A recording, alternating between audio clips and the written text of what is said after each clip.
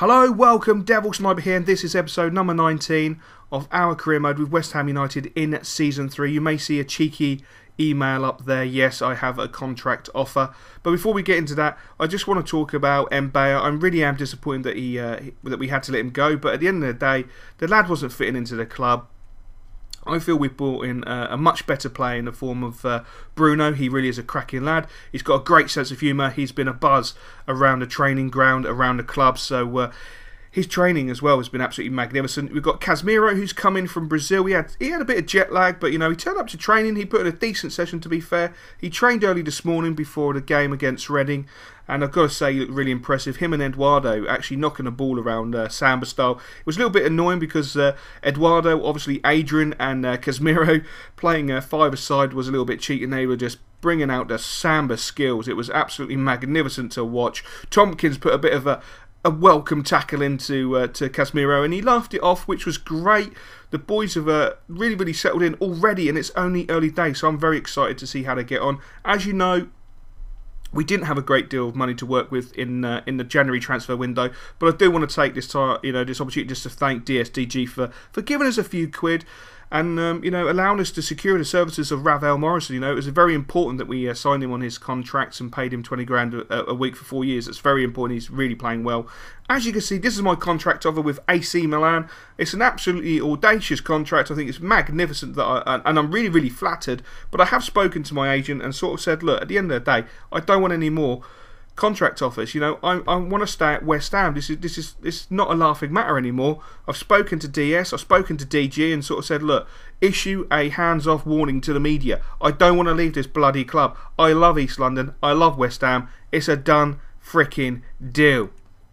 So hopefully they will be executing my orders as such. Hopefully they will reveal something to the press because I don't want to go. I'm very happy at West Ham. We've still got a lot of work to do. We've got to win a lot of trophies. Now, I wouldn't even consider leaving West Ham without winning at least 100 trophies at the end of the day. I'm not sure how realistic that is, but that's how much I want to be at West Ham. And as you can see, we've got a slightly changed team. We've bought Indian already. We bought Casemiro in already. And they're coming into a very competitive league. As you can see from that table, this league is ridiculously competitive. It's absolutely so close at the top of the table. It is unbelievable. But we join the game with Benzir. Benzir is majestically going forward, leaving all the Reading players in his absolute weight. He feeds the ball to Casemiro. Casemiro goes for a cheeky shot. He picks the ball up on a rebound. He hits the post. Oh my days. That was absolutely magnificent play. Coming from CDM, he makes a great run forward. He really is a tank of a player. I can't wait to see him grow at our club. But Reading come flying back at us. They have a great opportunity that they just stick wide of the post, unfortunately for them, but very fortunate for us. And as you can see, Casemiro feeds the ball into Eduardo. Eduardo with the silky skills. He has a shot that's deflected and the ball goes wide, but they're interlinking so well. They really are going to be a phenomenal pairing. They're both big lads. Both very powerful on the ground and in the air, and I'm sure many midfielders are going to be extremely scared of playing against them. Nathaniel Klein's doing a fantastic job of man-marking the Reading player on the left-hand side, but the ball comes in, and the referee has awarded a penalty. And as you can see, the EA glitch of allowing our players to wear the number 6 shirt is back. Also, it seems to be a new thing that anytime we sign a centre-back or a defender, they give away a penalty in their first game. I think it's a welcoming from EA, but will Butland save it? Yes, he will. That's a great save, and the follow-up goes in from Church. What a save by Butland. A little bit slow to react there. I think he might have had a Jaffa Cake too many, so I will be monitoring his Jaffa Cake intake. Or perhaps it's because Dorian and Jean, our tea ladies, have been bringing in additional amounts of gatto because of the new lad, Dorian Jean. If you don't know about him, he's a left winger. He's actually playing. He's a really good player. Morrison with a great cross to the back post. Great defensive header there. The ball falls to Isco. Look at the Spanish skills. The boy is majestic. He feeds it into Eduardo, who is just getting better and better. He knocks it into Benzir. Benzir feeds it into Lukaku. Oh my days. Lukaku sticks it in the bottom corner. What a goal on the 45th minute. Much needed goal, but great play from Isco, Eduardo, Benzir to create an absolutely fantastic and majestic goal. We went in at half-time 1-1. Pretty fair reflection of the game. And Reading came out and played some magnificent football. But Nathaniel Klein is growing as a defender every single day. He really is absolutely majestic. As you saw, he cleared up the business there. The ball's fed through to Isco. Isco knocks it into Benzir. Benzir's clear in the box. That surely has to be a goal. Surely! Oh my days. How did the goalkeeper get back to clear that off the line? That is utterly ridiculous. Utterly ridiculous. I want goal line technology because I believe that was over the line. Benzir has the ball. He goes in down the right hand side. He has to turn back, but it's blocked. He gets the cross in. Lukaku with a point blank header. Unbelievably, the keeper saves it. I cannot believe the keeper saved that. But we see the ball with Isco in the centre of the park. He goes forward majestically. Everything's on. He has a shot and it just goes wide. He had an opportunity to feed in Benzir or feed in Lukaku. He didn't take it, had the shot, and unfortunately it goes wide. But look at Eduardo using his pace, his strength and his absolutely technical gifts. He feeds the ball into Lukaku. Lukaku feeds it back into Eduardo. Eduardo with a great cross. And oh my days, how did we miss that? The full-time whistle goes. Reading won, West Ham won, slightly disappointed. We did have the better opportunities in the second half and we just did not take them. And there you can see, I have personally spoken to the media and told them, no, I'm staying here.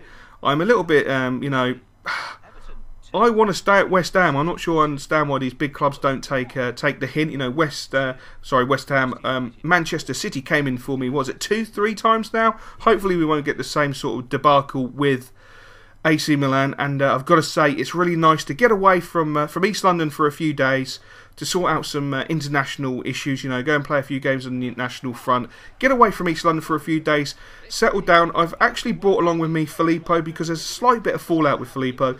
Ever since that audacious offer came in for him from Barcelona, he hasn't been quite the settled player that we've come to know and love, and he's not feeling his natural self. There's even rumours that he's actually considering leaving, which I just think is a load of absolute load of rubbish. But as you can see, early doors against France, Morelos hits an absolute rocket launcher into the near post top corner, and absolutely, that is an unbelievably audacious goal. I mean, that is just ridiculous. The keeper has got to be 100% disappointed. So yeah, as I was saying, I bought Filippo along with me. I've also bought Eduardo and Casemiro along with me.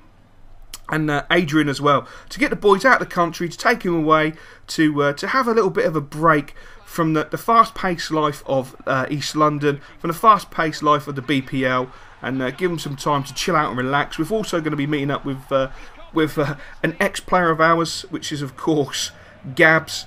Going to be meeting up with him. Probably going to go and play some Xbox. Probably going to do some lad things as you generally do, because you know at the end of the day we've got some young lads in this team, and I just want to keep them, you know, their feet firmly on the ground, not let the pressure get to them too much, and hopefully, you know, get the best out of them while we can, because they are really talented players. You know, we've got to look after our magnificent players. We really have. As you can see there, Mertens on the stroke of half time slots the ball home in the bottom corner.